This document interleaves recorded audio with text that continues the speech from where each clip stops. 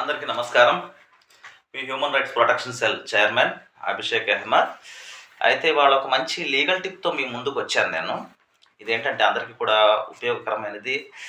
అందరికి కూడా మొత్తం కూడా మనకి ప్రభుత్వ కార్యాలయాల నుంచి మనకి సమాచారం సేకరించడం ఎలా?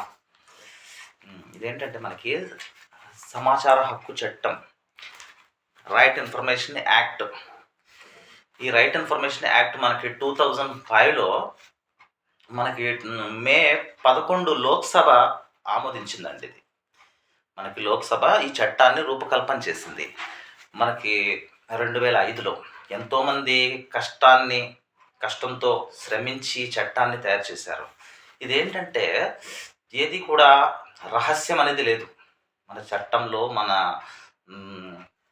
రికార్డర్స్లో కానీ, గవర్నమెంట్ సంబంధించిన విషయాల్లో కానీ, అలాగే సంస్థల్లోకి సంబంధించిన విషయాలు కానీ, ఉద్యోగులకు సంబంధించిన విషయాలు కానీ, లేకపోతే ఏదైనా సరే మన మనము ఈ యొక్క రైట్ ఇన్ఫర్మేషన్ యాక్ట్ ద్వారా సమాచారం నేరుగా పొందొచ్చు.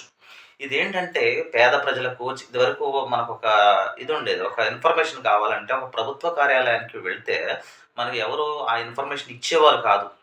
అలాంటి సిచ్యువేషన్లో మనకి ఈ రైట్ ఇన్ఫర్మేషన్ యాక్ట్ అనేది మనకు ఒక బ్రహ్మాస్త్రం. పేదవాడికి, అలాగే న్యాయ పోరాటం చేసేవారికి ఒక బ్రహ్మాస్త్రం ది రైట్ ఇన్ఫర్మేషన్ యాక్ట్. ఈ యాక్ట్ ద్వారా మనం ఎటువంటి రికార్డ్స్ అయినా తెప్పించవచ్చు, ఎలాంటి సర్టిఫికెట్స్ అయినా తెప్పించవచ్చు, ఎలాంటి ఇన్ఫర్మేషన్ అయినా తెప్పించవచ్చు. చాలామంది కేసెస్లో కూడా ఈ రైట్ ఇన్ఫర్మేషన్ యాక్ట్ని యూజ్ చేస్తున్నారు. అడ్వకేట్స్ యూజ్ చేసి కేసులని గెలుస్తున్నారు.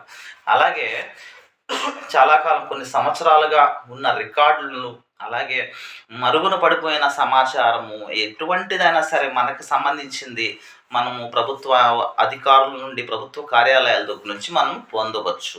ఇంకోటి ఏంటంటే మనకి దీనికి పేదవాళ్ళకి రేషన్ కార్డు ద్వారా మనం అప్లికేషన్ ఉంటుంది. Application 2005 under section 6 under bracket 1.